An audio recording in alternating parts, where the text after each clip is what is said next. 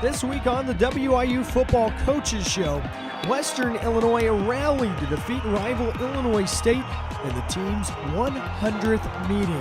Highlights, analysis, and more on the rivalry win at ISU, as well as a preview at another ISU this weekend as the Leathernecks travel to Indiana State to take on the Sycamores. All that and more next on the WIU Football Coaches Show. Welcome to another edition of the WIU Football Coaches Show. I'm Danny Fryer alongside Leatherneck head football coach Charlie Fisher. Western Illinois won big this week in a big second half, defeating the Redbirds of Illinois State 31-14 on the road. Coach, it was the 100th matchup between these two schools. I mean, it had to be a little extra oomph kind of this game. Yeah, absolutely. Rival game. So as I told the players, this game had a lot on the line for both teams because of our record and playoff implications and where everybody is starting to, kind of sift out, so to speak. But if you put that all aside, and there wasn't nothing on the line other than school pride, pride in your football program, pride in your record, pride and effort every game, it would be everything. And the 100th meeting just made it a little bit more special. And it pretty much was a tale of two halves for the Redbirds and the Leathernecks. So we go to the first half from Illinois State at Hancock Stadium. Rocky beating Reggie the Redbird in a little rock, paper, scissors. But your team obviously fired up as you come out of there past the locker room, which was a little bit down the way. Right, absolutely. We came out and tapped the sign and get ready to go, and there's the handshake. And, I felt good about our preparation. And our team was ready to play. And he showed on early on in the first quarter. McGuire finds one of his favorite targets, Jalen Ackland, down the sideline. That's a gain of 30. Right, good start. Jalen's been that guy all year, and it's a good hole shot against cover two. Later on in the drive, this is what makes Sean McGuire so great, is a mobile quarterback finds it for 13 yards. Yeah, very deceptive runner, very good at finding those little spots. Great play design here, Coach, on the shovel pass to Steve McShane, but there's the flag, a legal block, and it ends up coming back. Yeah, we've had a couple of those. It was a tough call, but probably a correct call, but a tough one. It broke a little bit of our momentum there. Would have been a touchdown, but it's taken back. That's okay. Jake Colby is going to be pushed back. Great sack there. Western Illinois 5 sacks in this one, the most that they've had in a while. And later on in this drive, up for grabs, and it ends up on the deflection right to Aaron Diggs. He races back on that interception. Yeah, Johnny on the spot. Aaron Diggs, really good play by Xavier Rowe. Big stop down there in the red zone. But a big home run play on the next drive for Illinois State. Colby to Christian Gibbs, 65-yard touchdown. ISU takes the lead early on, 7-0. Yeah, Gibbs is a good player. I mean, he's kind of with Schnell there. He doesn't quite maybe get all the attention. He's been hurt, but he's a talented player. Looking to answer back, McGuire looks for Ackland across the middle, but there's Shane Glass for the Illinois State pick. Right. Sean didn't make many bad decisions nor bad throws. That was not a good throw. He's off his back foot and wasn't able to get enough on it, threw it just a touch behind him. Later on in the second quarter, Colby to Tyler Pekovic. Pekovic, a 4-yard touchdown reception in the back of the end zone, and it's a 14-0 Redbird lead heading into the break. Yeah, not how we envisioned the first half to go, but that's football. We had to regroup. I didn't feel like we were that far behind, to be honest with you. I felt like we'd played well enough to be even with them. We gave up the big play. We had a touchdown called back. We had some key penalties, Danny, that really hurt us. But if we could get in there and regroup and find a way to shift momentum, I felt like we could get it going our way. And you mentioned all those things. What were you telling your team? Because this is really a Western Illinois team that's made a lot of great second half adjustments. Yeah, we've been really good in the second half. More than anything, it was about our execution. I reminded the players that that they're good enough to win here, and we are, and we were, and we did, and that we need to go out and fight for what we wanted. That's kind of been our motto. Finish this fight. If we want to go to where we aspire to go, then we have to fight to get it. What did the Illinois State Redbirds do? You know that they were a good defensive team. They're going to be with Brock Spack. What did they do specifically that threw you guys out of rhythm? Well, nothing that we didn't expect. There's nothing scheme-wise that they threw us out of rhythm. They've got as good players in a good, solid scheme, much like North Dakota State. We weren't able to kind of get in sync with a couple of the penalties, and we were not way behind the sticks, Dan, but enough that it made it tough. We weren't able to make a lot of big throws in the first half. And that's a big part of our game, particularly down the field throws. You mentioned the penalties. That was kind of a couple of those silly mistakes. That was definitely something you wanted to get rid of. Yeah, we had some the penalty that brought the play back for the touchdown was really hurt. We had a personal foul. It was probably a bad call, but nonetheless, it's 15 yards, and they tacked another 15 on for a face mask. 30 yards of free yardage is pretty hard to overcome. And it was on a third down, too, as well there. Absolutely. So Western Illinois tried to overcome that, and they would. But first, let's go to the 2-minute drill. This week, we have Clint Rakovich, who had one heck of a ball game at Illinois State on Saturday. Clint Rakovich is our guest here on the 2-minute drill. Clint, first, we got to talk about your catch last Saturday at Illinois State. What's going through your mind when the ball sails there above your head there a little bit? Yeah, so I seen they're playing cover 2. So the safety jumped on Tony Harper, so I knew if the ball was coming up, it was going to go to me. And I saw Sean throw the ball, and it looked a little long, so I just stayed determined, tried to keep running for it, and just laid out for it, and just couldn't believe I came down with the catch there in bounds. I was about to ask you, afterwards, what was that feeling? You looked really pumped up after that somehow you reeled that one in. Yeah, I was just a little shocked when it all happened. So then I was looking at the ref to see what his call was going to be on it, and I saw his hands go up and just started celebrating with the team. Now, how would you describe yourself? Because really, you've played a lot of different roles this year for the football team. How would you describe yourself as a football player? Yeah, just doing whatever the team needs of me, best spot. The running backs, we all sub in a lot of different packages and just utilize what we're good at. And, just try to help out the team in any spot that I can. All right, so let's go. You've been with the team here for a little bit. So far, favorite road trip? Team's been pretty good on the road this year. Favorite road trip, I'd say would definitely be North Dakota State. The atmosphere in there was just something else. It was one in a lifetime. It was a great atmosphere. Love to get back there and get another shot at them. You're able to come on with us here early in the morning. Do you have a favorite breakfast food? Favorite breakfast, probably some cereal. I don't really eat it too often, but it's always nice to get some cereal in. I got you. Have a favorite one? Cinnamon Toast Crunch. Oh, CT sure. Crunch. You got to go with that. I'm wrapping up here. Favorite TV show? TV show, I'd go with Always Sunny in Philadelphia. Some good comedy. That's a really good choice. And that will be the 2 minutes. We'll wrap it up here with Clint Rakovich. Clint, thanks for coming on. Yep, thank you. When we come back, Coach Fisher will break down the second half Leatherneck comeback from Hancock Stadium. Stick around.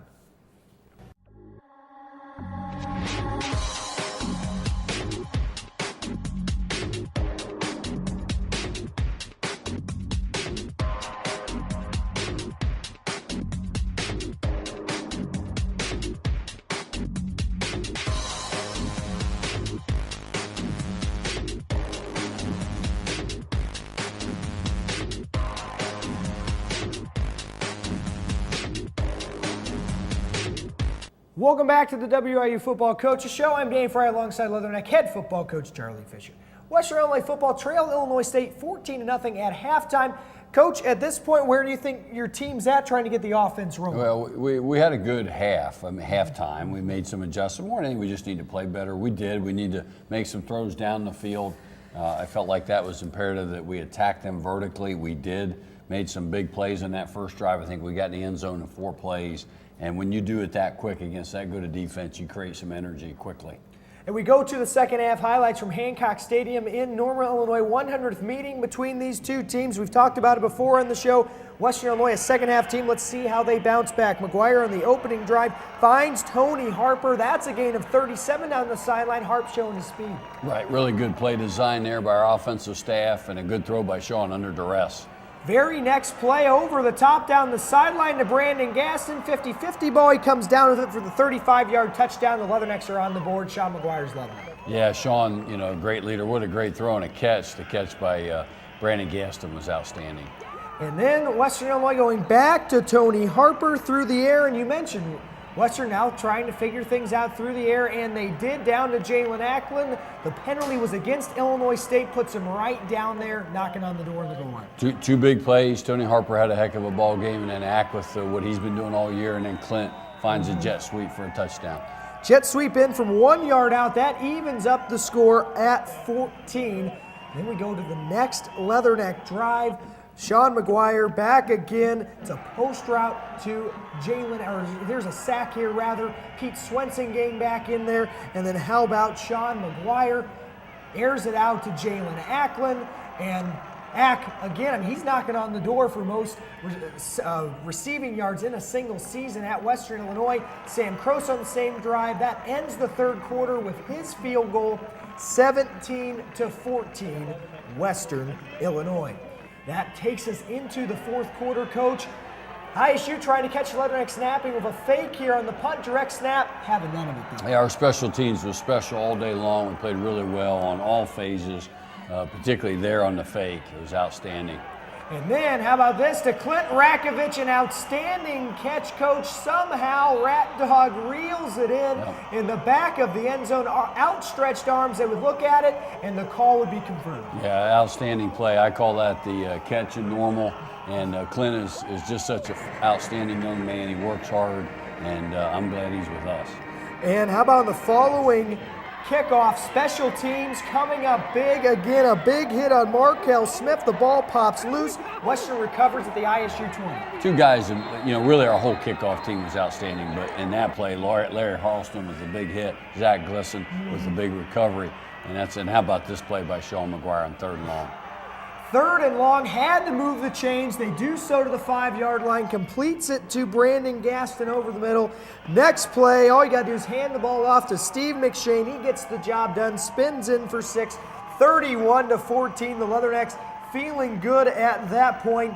But ISU trying to get something going on offense, but Coach, it was the defense that just kept bringing it all day. Yeah, our defense played so well all day, and in the second half, I mean, we really were able to close the door and get the job done. When it mattered most to finish the game, the sacks, the big plays, the big hits, we just did an outstanding job. Kyle Williams right there. It's Kyle Williams there, and then not a replay this time, jumping in there for the Leathernecks. It is Swenson again. The Leathernecks with an all-out assault, and then dwindling moments of the game, Colby strip sacked by Swenson, recovered by Colin Saunders, and the big boy almost made it to the end zone. Takes it to the 40. He was smelling the end zone, Coach. Yeah, I tell you, sure would have loved to have seen that. He was so close to doing that, and he played so very well, and he's a force now.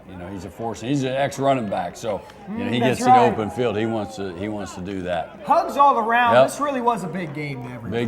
Big game for everybody. Fly Our the offensive W. staff, absolutely. Fly W's, we go to the final box score here. The Leathernecks on top, 31-14. Jalen Acklin, 5 receptions, 94 yards. He's getting up there in the Western Illinois record books. Aaron Diggs, 8 tackles, 1 interception. One of the first times all year that Brett Taylor single-digit tackles with 7, but he was still a force in the middle for the Leathernecks in the 31-14 win over Illinois State. Coach, it was, again, we're mentioning it again, second half team, 31 unanswered points though. What went into that? Well, we got momentum going, 5 straight drives with points. Our offense, I felt like once we started going, it was, Dan, we're playing a really good defensive football team here. But it shows you what our team is capable of when we play at the very highest level. And we played good football all year long, but when you play complementary football like that in all 3 phases, and you got a hot quarterback like Sean McGuire, and you got a defense that is just shutting the door on a solid ISU offense, particularly an outstanding running team, it really just goes to show you that what this team is capable of, and the win, special for a lot of reasons. Our football program, our coaches, our players, obviously, and then our fan base. It's been a while since we beat Illinois State, and that's a good feeling to bring that win back to Macomb. Yeah, you snap a 7-year losing streak. I mean, that's part of what you're talking about to make that accomplishment happen. I mean, I know that's one thing that you talked about when coming in here to Western Illinois. That's what everybody wanted to do, is beat Illinois State. Yeah, it was very clear to me when they hired me that we need to beat Illinois State. And, I knew that, obviously it was a rival, but I didn't really realize how much. You don't really know that till you get in a place and you realize when you talk to the former players, you talk to the fan base, this game means a lot. And Sean McGuire had himself just an awesome second half, and you can tell that he has those leadership qualities. Special young man, as special a leader as I've ever been around. I mean, he's the real deal. And You talk about special teams. That's always been something that you've really emphasized, and they were an X factor in this ballgame. Yeah, we've been good on special teams, and we've improved really over the course of the last 2 years, Dan. And then, we've made great strides this year, but we've been solid all year long. And I give a shout out to our kickers. Have done a really fine job all year long. They're young guys, and they're learning on the task, but they've done an outstanding job for us. Back with a whole lot more on the WIU Football Coaches Show after this quick timeout.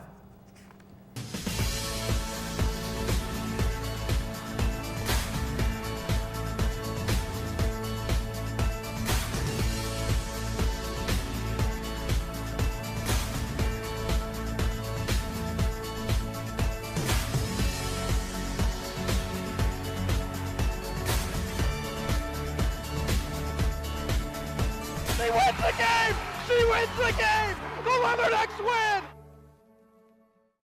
Well, you've heard us talk about it. The Illinois State-Western Illinois rivalry is something special on both sides. Each player from each school, they play with a little extra chip on their shoulder, and this is a game that every player looks forward to on the schedule. The rivalry between Illinois State and Western Illinois means a lot to the players on the field, and they always look forward to playing in the atmosphere this matchup brings. It means a lot. I know so many people that go there. I played with a lot of kids who play there, and they're always really close, intense games. The rivalry means a lot to me. I don't particularly like ISU at all, and so the rivalry and beating them means a lot to me.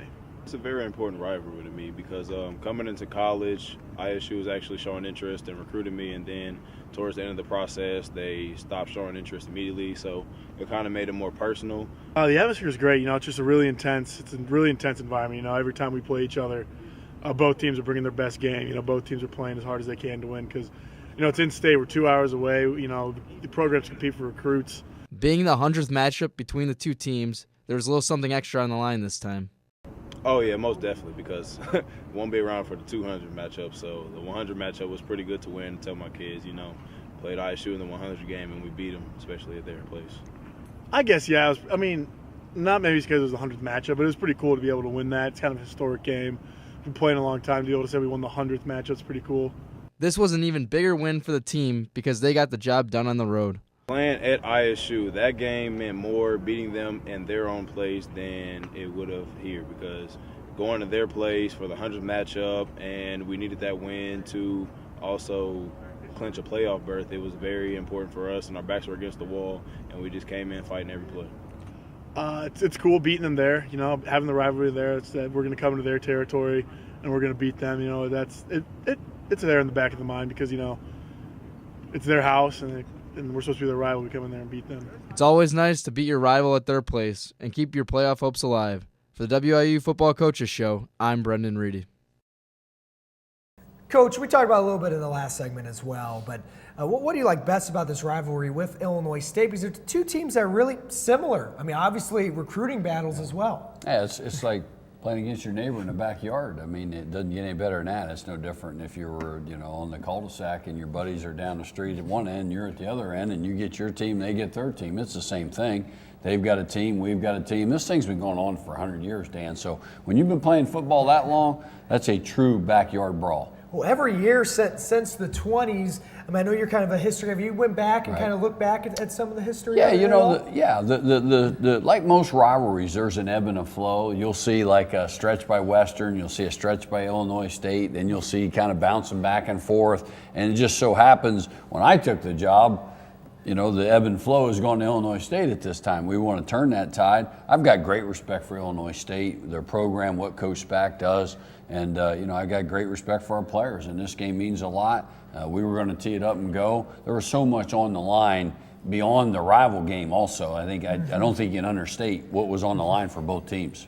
Well, it was the momentum of the season going forward. Right. When it comes to standings and playoff implications and everything, but that also added to the atmosphere. That was a pretty, and it ended up not being a sellout, but still a great atmosphere there at Hancock Stadium. Absolutely, intense game. When you got that much on the line, you got to play. You got to play really well, and kudos and a tip to our hat to our players. We responded the way I wanted to see our team respond under a tough circumstance. Down 14-0 on the road against an outstanding team. No question, we had to make a stand. We did, and we found a way to win. Without a doubt. A preview of this weekend's road contest at Indiana State. Final road game of the regular season. We'll talk about that next after this final timeout. Western Illinois University allows you to think for yourself and to discover the freedom to become your own. Own it at Western. Build your own expectations and fill your own shoes. Explore an academic culture that adapts to you. Create yourself and inspire originality in an open and safe environment. Western Illinois University lets you make your own success story. Think purple. Think success. Think Western Illinois University. Welcome back to the WIU Football Coaches Show. I'm Danny Fry. It's time to check in on how the Missouri Valley teams performed this past week. Some great games. Of course, Missouri State goes to Carbondale and they edge Southern Illinois. It's a big loss for the Salukis, 36-28 Bears. South Dakota on the road can't quite figure out UNI. The Panthers keep rolling, especially inside the Unidome, 34-29. And in the battle of the Dakota marker, it will stay south in South Dakota in Brookings. The Jackrabbits top North Dakota State 33-21. Youngstown State all over Indiana State, Western Illinois' opponent this week, 66-24. Now the game's on tap for week 11 in the Missouri Valley Football Conference. Youngstown State, they're able to snap a 3-game losing skid. They'll go to Southern Illinois, a battle of 2 4 and 5 teams playing for their possible playoff lives there. Illinois State will try to rebound. Doesn't get easy, though. They will have to go to Brookings to take on South Dakota State. Northern Iowa at Missouri State. The Panthers trying to get closer to playoff eligibility.